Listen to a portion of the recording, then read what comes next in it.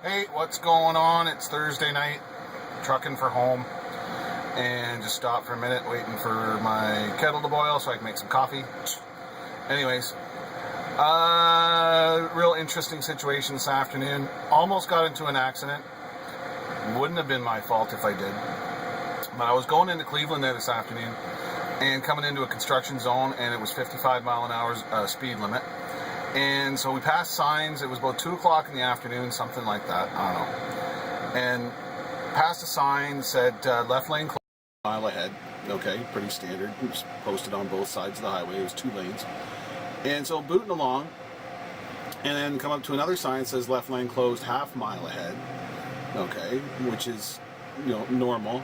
But there was a lot of traffic because I was coming into town, and there was a lot of cars that were I was in the right lane, a lot of cars were in the left lane. Cars start moving over, but it wasn't backed up or nothing. Everybody was starting to get in line, and including this little red Dodge Neon, which ducked in behind me.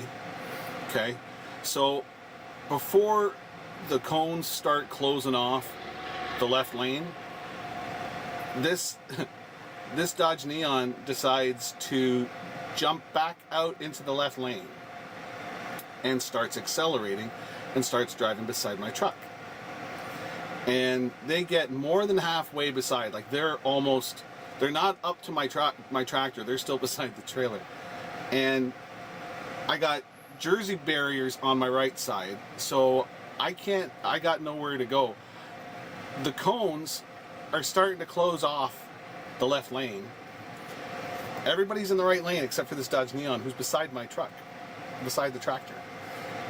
And the lane's starting to close, and we're doing 55 miles an hour, and all of a sudden she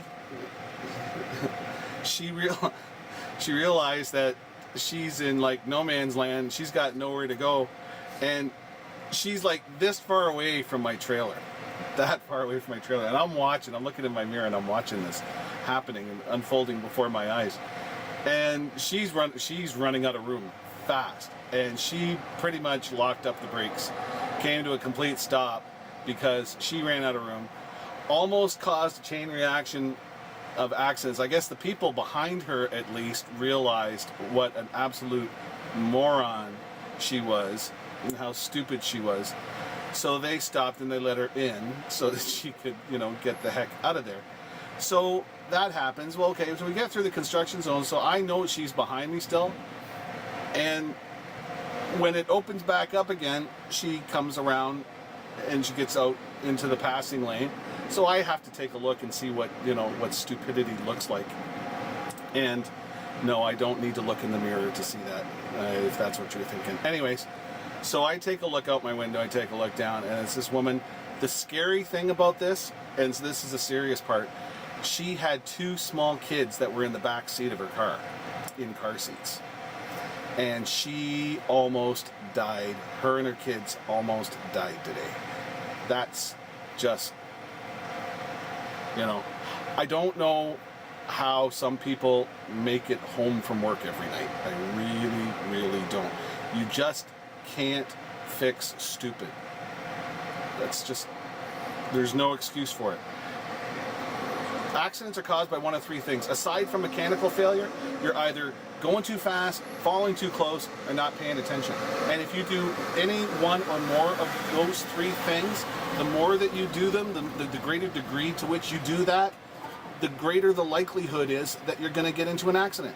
And what was she doing? I'll bet you anything. She was like this, and she was doing something on her phone. The sign went by. She never saw the sign. She looked down here and texted her boyfriend. Half mile ahead sign passes. She never sees it, and then the lane starts to close. It's like, ugh! So, duh. Pay attention. Anyways, I think my kettle's boiling. I'm going to make my coffee. I'm going home. Have a good weekend.